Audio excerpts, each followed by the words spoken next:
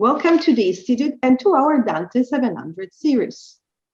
We are extremely pleased tonight to present this webinar featuring the well-known Los Angeles artist and illustrator Sandow Birk and the director and screenwriter Sean Meredith, discussing and showing clips from their modern-day version of Dante's Inferno, a film adaptation illustrated by Birk with text by Marcus Sanders. This event is part of the celebrations honoring the 700th anniversary of Dante Alighieri. Almost 100 years after L'Inferno by Giuseppe de Liguoro, Sandow Birk, a writer Marcus Sanders, created a book based on Dante's Inferno and inspired by the engravings of the great French illustrator Gustave Doré. Director Sean Meredith and a team of artists led by Birk then worked for 5 years to animate the work using exquisitely hand-drawn puppets and handmade special effects set in a post-apocalyptic urban universe. This presentation is part of the original Dante on Film series dedicated to the figure and work of the supreme poet in cinema, organized by the Italian Cultural Institute in Los Angeles, in coordination with the Embassy of Italy in Washington, D.C., under the auspices of the Italian Consulate General in Los Angeles, and in collaboration with the Italian Cultural Institute in Chicago, New York, San Francisco, and Washington, D.C. It is also part of the celebrations for the 160th anniversary of diplomatic relations between Italy and the United States, and of Dante 700 nel mondo, in the world, promoted by the Ministry of Foreign Affairs, an international cooperation with 500 projects in over 100 locations around the world that will continue until the 21st week of the Italian language in the world in October. I would like to thank Sandow Birk and Sean Meredith for their participation and collaboration. Your invaluable contributions are truly appreciated. The program will include commentary by both Sandow Birk and Sean Meredith and will feature clips from their film Inferno. We then invite the public to ask questions using the Q&A chat tool in Zoom that you can find at the bottom of your screens. Now, without any further ado, I'd like to welcome Sandow Birk and Sean Meredith. Sean and Sandow, the screen is yours. Hello. Hi, nice to see everyone. Hey there. Yeah, we're quite happy to be here. This is it's nice to share a little bit about this film with people who are interested in Dante. Sandow, so maybe to start off, do you want to tell people a little bit about what led to the film before, like what your project that led up to us making the film? Sure.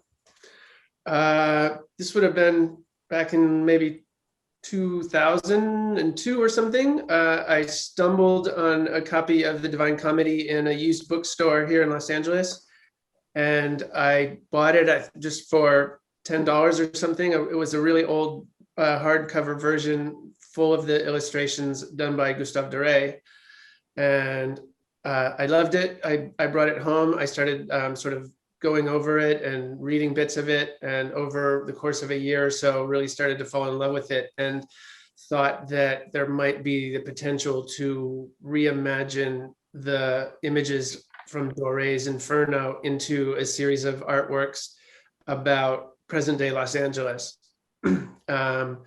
So I started working on a series of paintings and drawings for the Inferno. It all became an art show at the Copland del Rio Gallery here in Los Angeles. Eventually, during the course of that year and a half working on that, I started to work with Trillium Press in San Francisco, who wanted to do a set of prints of my images for the Inferno. And that led to this crazy talking about making a book and using an English translation and trying to get copyrights. And eventually it got so complicated that I was hanging out with a writer friend of mine one night and said, I'm working on this Inferno thing and I can't get permission to use a translation. And we just said, hey, we should just sort of rewrite it ourselves. And my friend Marcus Sanders said, yeah, I studied that in college, we could do it. And sort of on a whim, we embarked on this project that became a 5-year project to rewrite the entire Divine Comedy into American slang and to illuminate and illustrate all 100 cantos. And it became 3 books and 3 art shows. And at the end of that is when I met up with a long friend of mine, Sean Meredith, who had the idea of making a film. So maybe you can talk about that, Sean. Yeah, so I'd known Sandow's work for a while and had known him for a couple of years. We met and became friends while we made this film together. We did a film of a version of Dante's Inferno. We made this other film called In Smog and Thunder, which was another Sandow project that he had done, where it started out as a long form art projects which is something that Sandow tends to do. He tends to find subjects that he wants to explore thoroughly. And so this was a mockumentary about a civil war in California. And this is actually an artwork from that project. This was one of the later pieces in the series that was when he was kind of doing send-ups of political propaganda posters. And so what was wild is that, it was, luckily Sandow, I also credit for, really saying, let's do this film. Like he wanted to make Dante as a film. But I think I was confused because I didn't know, it was challenging, the idea of how do you make Dante's Inferno as a film? You could be the biggest budget movie of all time. And so I thought that maybe we weren't gonna figure out a way to really do it. So I was definitely hesitant. But our other partner in making the other film, Paul Zaloom, who co-wrote In Smog and Thunder with Sandow, he had told Sandow and I that we should really make it as a puppet film, which Sandow and I were super intrigued, but we were certainly ribbing him about the idea of we were going to do Dante with puppets. But he showed us examples of what toy theater was, and it really struck us both. I think that I just thought, oh my God, the idea that you could really do a cinematic film with just paper cutouts and create a 3-dimensional world out of 2D art using different planes. And, as we discovered through the process of making it, especially Sandow and his life partner and often work partner, Elise Pignolet, is that the amount of invention when paper can do so little and create so little, because it's so hard to make paper do anything. It's hard to animate, a paper cutout. Mostly our characters in this film, when they talk, they just kind of jiggle a little bit, and it's very small movements, and it's not like their mouths are moving like an animated thing or in a marionette or a hand puppet or a rod puppet. So it was very challenging, but every little, but it made for all these little gags. So every little, so every time we need Dante to do something different, often we'd have to create a whole new puppet for him. So it was definitely and then this thing came out. So we were very lucky. We had a great group of people who worked with us. We shot for, I think there were maybe 14 days of shooting total. And we had, puppeteers who were there every day, who would spend their day underneath the set to move things around. And we had some really great photographer, a director of photography who worked with us, and a great lighting crew and stuff. So, and we were just very lucky to have the right people come together. And then And then we were able to cast some great voices to it, and then also music. So I think on that, maybe we can present the first two cantos. We're going to present the first three cantos of the film, sort of the beginning. Doesn't have kind of the overture that comes up. So we'll start with when Dante wakes up, and we'll show the first two cantos, and then we'll kind of discuss it a little bit, where we were coming from, and then we can show the third canto. And then if anybody has questions, they can put it in the Q&A, and we'll sort of get to them after we talk about the third canto. Sound good?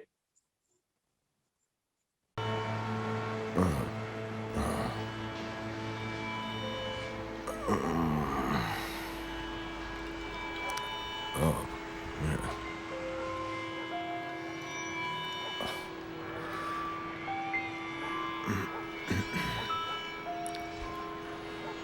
My head's killing me.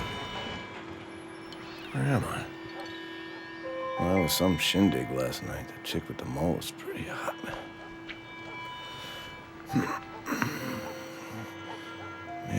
Maybe Ralph could pick me up. Let's see.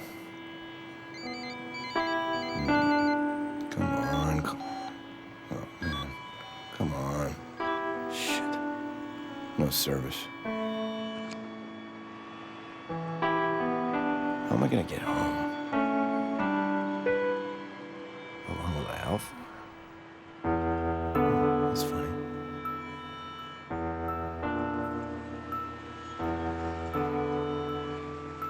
There's gotta be a place to get some coffee around here somewhere.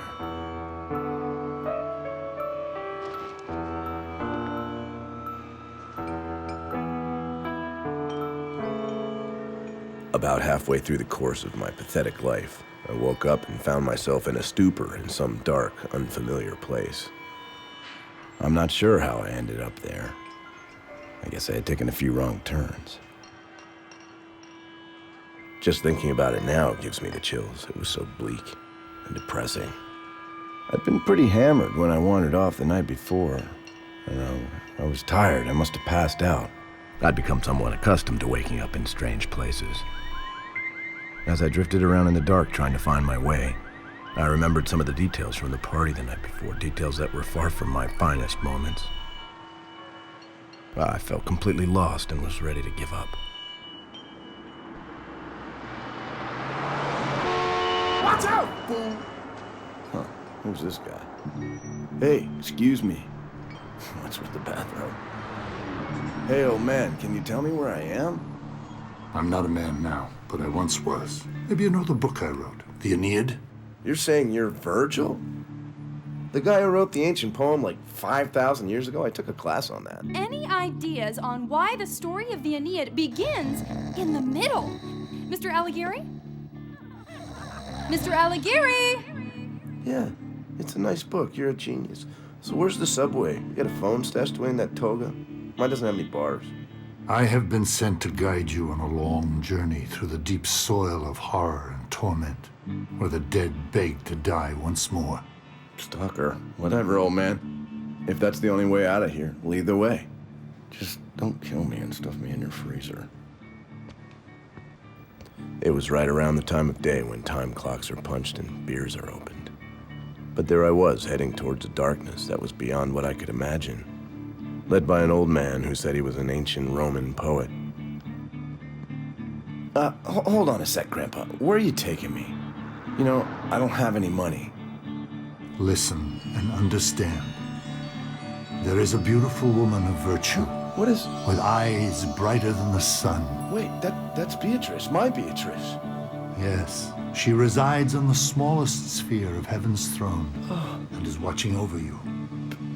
Beatrice, but she... Yes. She's dead. Wait, how do you know about Beatrice? She descended from up high and implored me to help you. I can't believe what I'm seeing. I gotta quit drinking. Again. I'm gonna just close my eyes and it's gonna go away. I stand before you now because she came to me and asked for my help to save a lost young man. Okay, so I'm the lost young man. Yes, you. Now, open your eyes, Dante. Well, I don't know who you are or where the hell I am. But I guess I'll go along with you.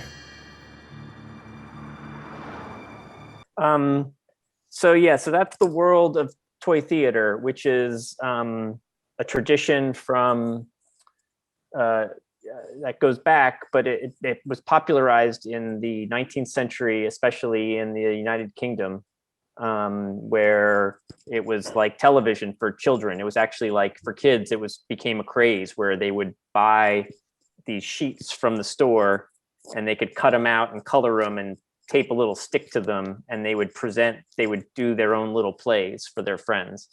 And so that's the world that we created. And I guess, Sandow's creation of Dante is a contemporary Dante.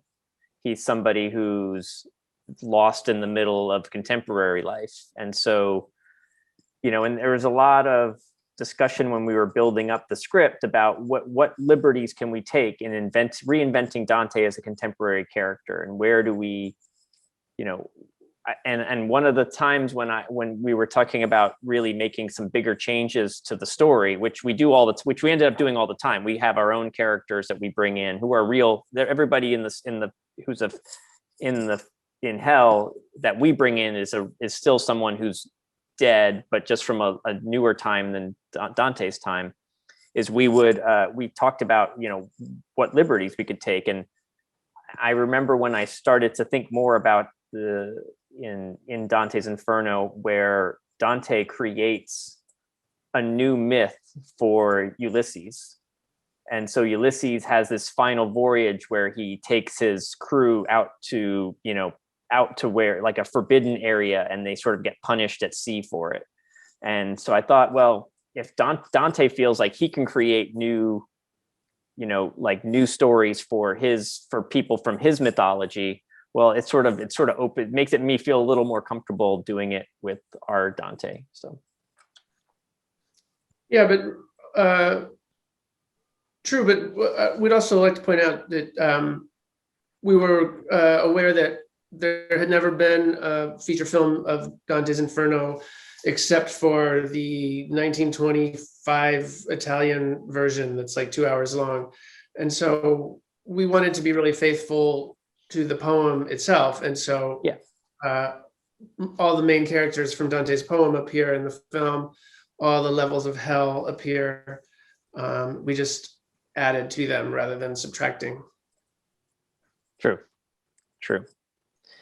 Well, what did you, when you were starting to build it, was it pretty quickly when you were starting to do your drawings, was it pretty quickly that you were thinking about Dante in terms of maybe in something maybe like a Los Angeles or an urban area? Or yeah, from the beginning, the idea I had for the art show that happened before the movie was that the whole setting would be in contemporary American cities, and the images that I came up with were not meant as illustrations of Dante's poem, more as sort of a parallel to his poem, in the way that I'm not a believer in an afterlife or something. So in my images, you see that while in the poem that you're reading, Dante is wandering around and going down into hell and meeting all these people, in the actual images, you see that he's actually just wandering around a normal American city and sort of having these philosophical conversations with people he meets on the street and homeless people. And so in a way, the images show that his journey is happening more inside of his head rather than an actual voyage to the Inferno. And then as I go into Purgatory and Paradise, you see that while he's now supposed to be in paradise, he's still actually walking around the streets of American City. So you see he's never gone anywhere from Inferno to paradise. It's all happening inside of his head. And so when we started making the movie, that was the main concept, right? That it's all taking place in an unnamed American contemporary urban place. Yeah. And the way we frame it, what happens before he wakes up there is there's a big pan over music, or a dolly forward over music over this theater. And so we do have this sense that this is taking place in some kind of theatrical manner in sort of setting up this space that you almost imagine watching this toy theater or this play before you in a theatrical sense. And so sort of like that, which we hit back on once in a while. It's sort of like one more conceit we do in the film. Do we want to run the Canto 3? My cell's still not working. You know where there's an ATM around here? Hey man, why are we going down here? I don't know, maybe I should just find a cab? What, this way to the city of pain, through here ceaseless agony awaits? Oh great. All souls lost must enter here, abandon all hope on entry here. I don't like the sound of this. I was a lost soul, although I wouldn't admit it at the time. Whoa, hold on there, old man. Where are you going? Come back here, come on, really, I'm not so sure about this. Come on, slow down. Where's this tunnel go? Mister, my friends are, you know, they're probably looking for me by now. Let's not kid ourselves, Dante. What's all that noise? This like a rave or something? What you hear are the cries of those for whom the world has no record. Wow, how'd we get to the harbor? Sounds like a protest. When these souls were alive, they never stood up for anything. So in death, they are condemned forever to take a stand, protesting everything and anything until the end of time.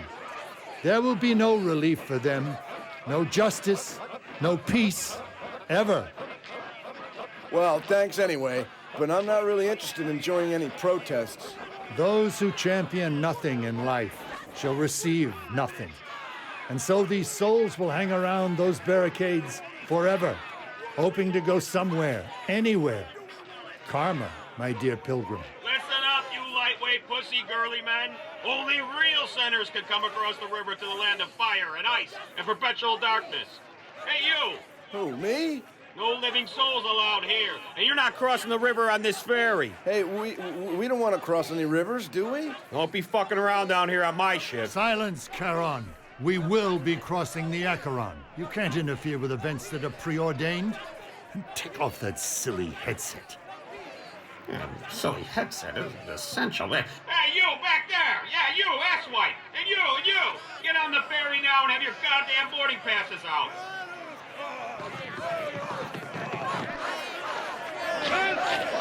Who are they? Why do they get to go on the boat? These unrepentant hordes are cursed to actually desire hell rather than fear it. Hell? None but the truly evil cross here. So you can understand why Karen objected to your boarding. Don't fucking eyeball me! What do you mean desire hell? What are you talking about? That's where I'm taking you, Dante. To hell. What's happening? Oh shit! It's an earthquake! Oh no! Virgil? What is it, Dante? Virgil, I don't want to go to hell. So we at the end of that scene we kind of just let the set fall apart just before Limbo. Dante, there's this earthquake and Dante passes out from it. So in ours we were like, well, how do we do an earthquake? I guess we're just gonna have to show bits of the set. You know, it was just an idea that made sense, just to let the set fall apart, even though we barely established our language of it being a set and all this stuff yet, although it's very obvious for the working in a flat puppet world. It's not like it's not like a real movie set where you're almost can trick the viewer, although maybe we are tricking the viewers with our paper. It's really nice to see it again. I forgot. It's so charming. All the strings and the rods that you can see. Wow.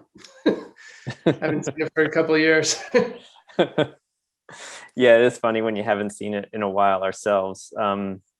one of the things that the four of us who made the film together have always enjoyed when we get to watch it in person, real life with an audience, is that we like to sit in the back and wait around for the dumbest jokes that people laugh at. And that's like, that makes us the most giddy of watching a film ourselves, is like, oh, they like the thing, like whether it's a fart joke or whatever, and just hear some people giggling, or just something that we didn't think anybody else would find funny that they're laughing at, was always a blast.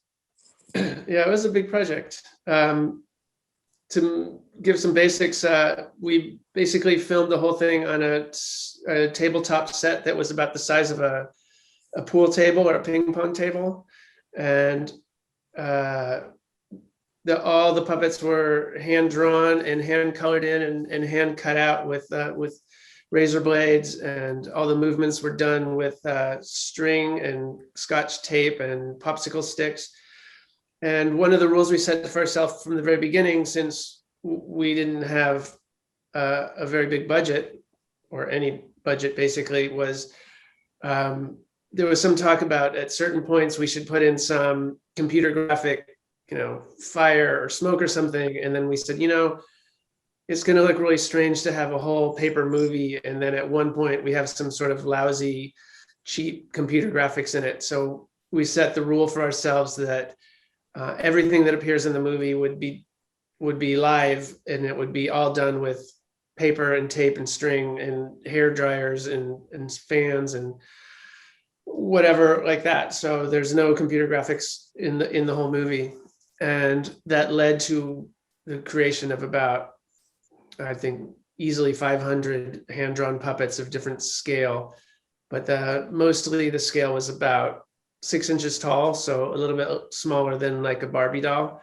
And then we'd have bigger heads and smaller heads, and puppets for Dante and his different expressions alone. There must have been a couple hundred or more. So it was a huge undertaking, but it was also really fun and spontaneous. We would think up a joke on the fly and immediately like draw a picture for it and cut it out and start jiggling the puppet. And it was a ton of work, but it was also really, really fun. When we, looking at that clip at the river crossing, watching the protesters who were cursed to want to go to hell, and that's the position they have to take for all eternity, is to want to go to hell, and it's their curse for taking no stand in real life, for being so uncommitted to anything in life. They're now cursed to want to commit to something awful and can't. And so I think that definitely one of the things that was most enjoyable about writing the script and figuring this whole puzzle out for us was to try to create these contrapassos, the sort of the just punishment, where the punishment fits the crime, so to speak, where Dante often did that, where the punishments for the souls were fitting to the sins they committed. I agree. I'm trying to think of this. But yeah, it's a good movie. It's funny. It's nice to see it again. You can talk about more the production of it. We filmed it over, like you said, 2 weeks, because that was the amount of time that our budget allowed for us to rent all the high-end Hollywood filming equipment that we needed. I think about 50 people all worked on it while we were on the set for those 2 weeks, and we had a lot of most people worked for free, volunteering. We had a lot of puppeteering students come in from Cal Arts, and a lot of the technical people running the cameras and the sound and the lighting and everything were sort of off on summer vacation from Hollywood times, which maybe Sean can talk about how that works. Yeah. So we ended up with a director of photography who was really up for this challenge, because it's a little unique, it's a little oddball of a film, and he found a gaffer, which is someone who sort of takes the director of photography's ideas for lighting and puts them into action. And so they took it really seriously. And so they just did this beautiful lighting. Obviously, like, you can get a really good sense of where we're going in this zoom, but obviously it's got the zoom compression. So and zoom compression of the sound. So obviously you need to see more of it online if you haven't seen it already, to get a real sense of how beautiful it is cinematically. And so we had a big dolly on set and this big huge jib arm, and we had a camera operator, one for 1 week and one for the other week. And the first camera operator worked for us, and he just loved working on the show so much, but then got a job and had to leave because he was working for free. And he found somebody who was like the camera operator, meaning the main camera operator for one of the big procedural shows, like CSV, or the crime scene investigation ones. He was CSV New York or something, CSI New York, excuse me. And so I was like, with his first day on the set, I wondered, like, well, why did you just volunteer to put in 12 hours a day for the next 6 days on our film? You don't know any of us or whatever. And he's like, well, the other cameraman said he felt responsible for finding a fill-in since he couldn't stay the whole time. And he asked me, and he just described the project, and he said he definitely wanted to see, how that went. He wanted to see what we were doing. And so it's really touching when you get people who are really willing to put a lot of work in for you on it. And it must have been pretty great watching, for you and Elise, particularly for you guys to have created this whole world of creating these dozens of sets and hundreds of puppets, and then watching these other puppeteers operate them before your eyes. So you guys get to be, watching kind of from looking into it was pretty magical to see, all of us, the creators, kind of taking all these little parts over months and months and months and seeing, like, this is what we're doing. And sometimes it was really promising, but you really didn't know. But then we would watch it on the monitors, and it really was magical. I think we do have one question to start us off. I'm going to read to you, Sandow. What was your favorite canto to shoot and create? Do you have a favorite character or scene in the film? Oh wow, I don't remember it that in depth. I'd have to think. But the real joy was,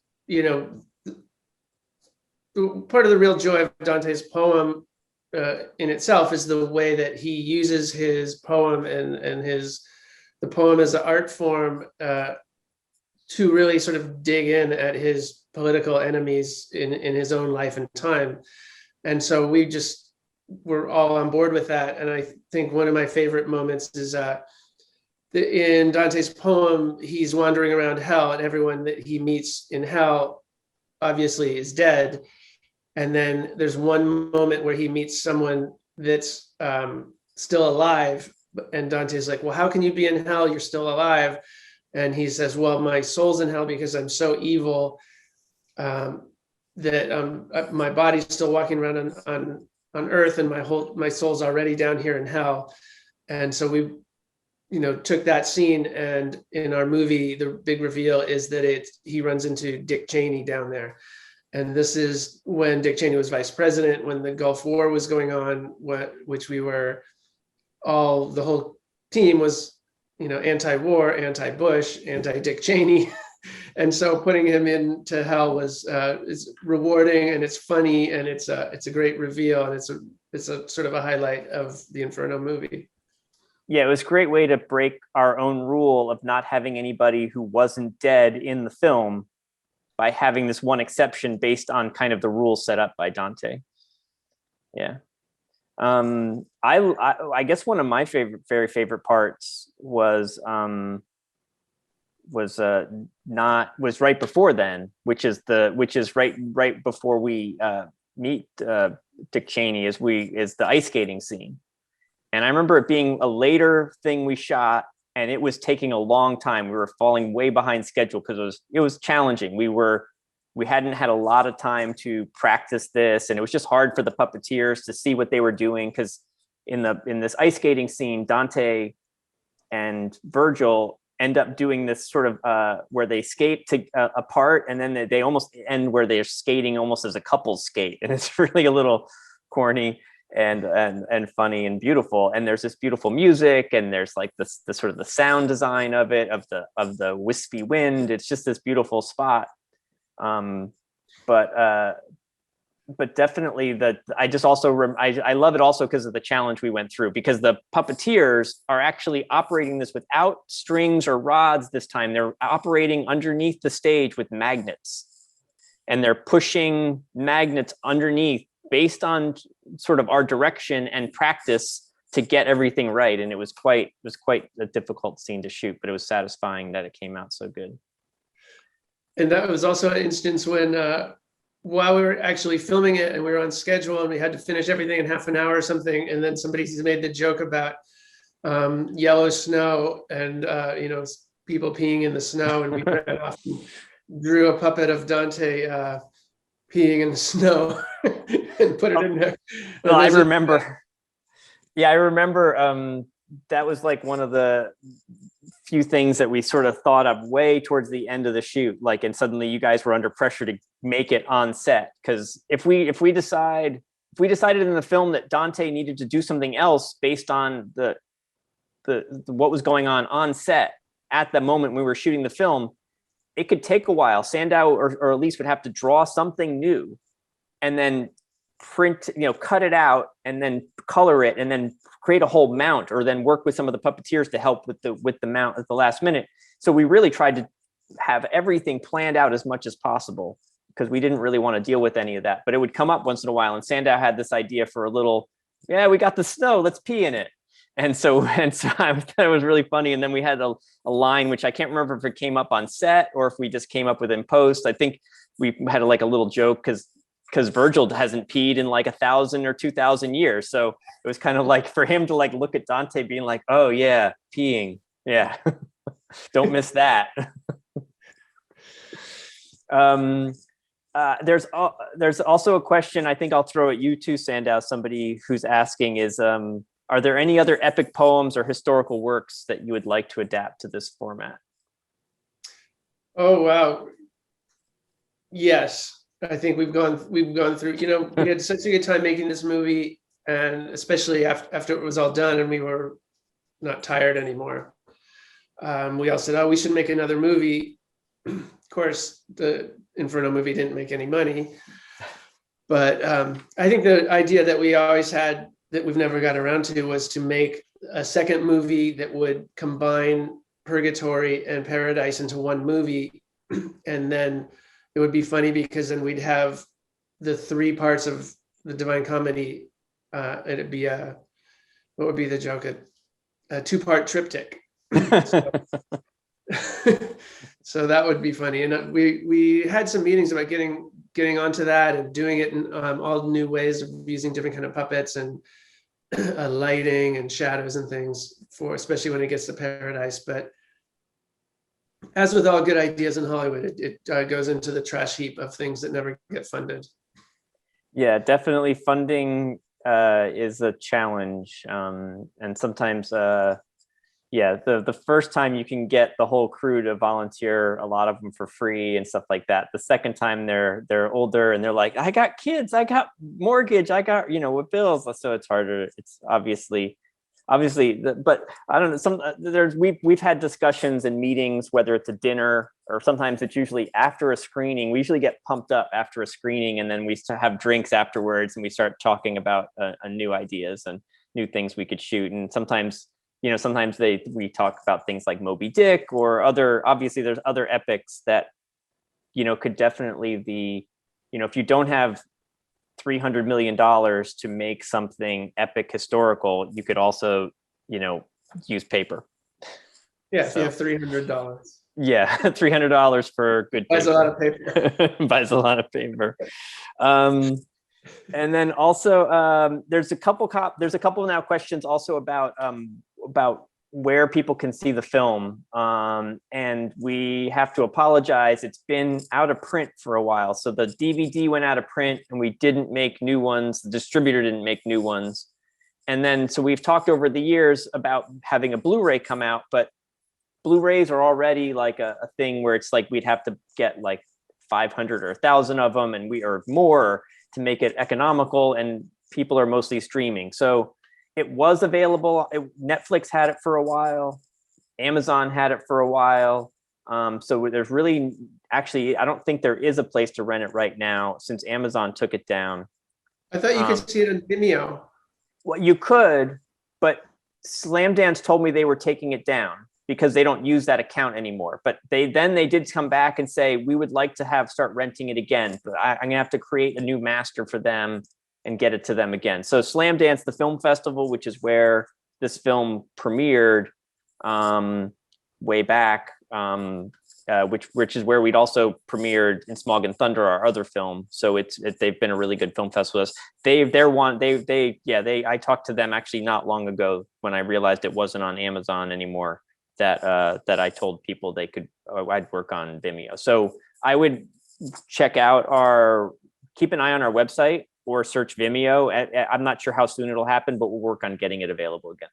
I thought relatively recently I found it on Vimeo by Googling Dante's Inferno 2007. Yeah, but I know that they told me they were going to be taking it down. So I'm not sure when, but they need to take that down because they're closing that old Slamdance account. So it will be, I'm not sure. There'll be a gap when it's not available, I think. But so you may be able to see it, but otherwise you could rent it on Vimeo soon, though, I'm sure. So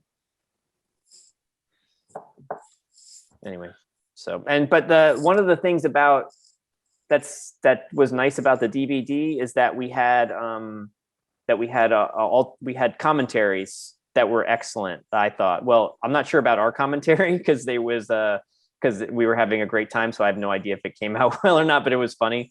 But so there's a commentary where we the filmmakers talk, but there's also a commentary, a second commentary where we got two people from different fields to watch it together and have a conversation. And one of them was a Dante scholar and one of them was a puppetry scholar. And there are these two very bright guys from very different fields who are the two sides of the film. And so, so hopefully we can figure out a way, because so much new material, so many new ways of watching things online, you can't watch. Like you can't get to these commentary tracks or extra features that are on DVDs anymore. So, but hopefully we'll be able to make the commentary tracks available because there's some rich material about that sort of help with context with those experts we had on. So, and I would point out the Dante scholar. We did hope so that it will be possible to find a way to screen, as you rightly say, these new ways of screening. That people can enjoy seeing the old thing, because I understand it's pretty difficult to find the old original movie. Yeah. We'll work on it. And we'll when I'm sure where people can rent it, I'll post it on the Dante website, which is dantefilm.com. Maybe I can type that into the thing. Panelists and attendees. Can I just point out that Dante scholar who does the commentary is Professor Peter Hawkins, who teaches at Yale and who was sort of a mentor to me during the book project. And he's funny and he's super smart and he's well known. Yeah. And then the puppetry scholar who spoke, who did the conversation with him was his name was John Bell. And John, I think I'm not sure where he teaches now. He's taught at Emerson and maybe he's involved in the Yale puppetry archive.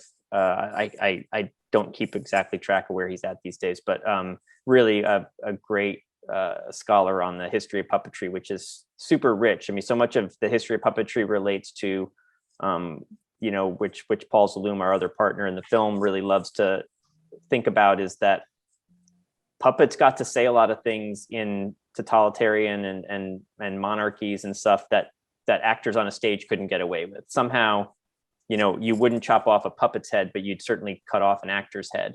And so it definitely has a rich place in cultural and political history. And then, so somebody else has another question that's getting into Dante. If I remember correctly, Dante was the first Italian poet to write in vernacular Italian as opposed to Latin. His work shifted things in terms of address to contemporary audience and not the court. The audience for art is so up in the air. How do you see your audience, and how do you see the levels between the high art audience and a more general address to a public? I believe that's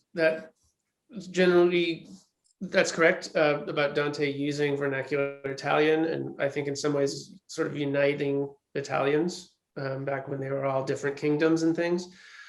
But I see our project and the works I do is completely in line with that. Our Dante is a everyday American person wandering around an everyday American city, speaking everyday American slang English, and the audience that we hope for is, I would mostly assume it's not Dante scholars, that it would just be the average everyday person that would come to our movie and get something from it and from my art projects.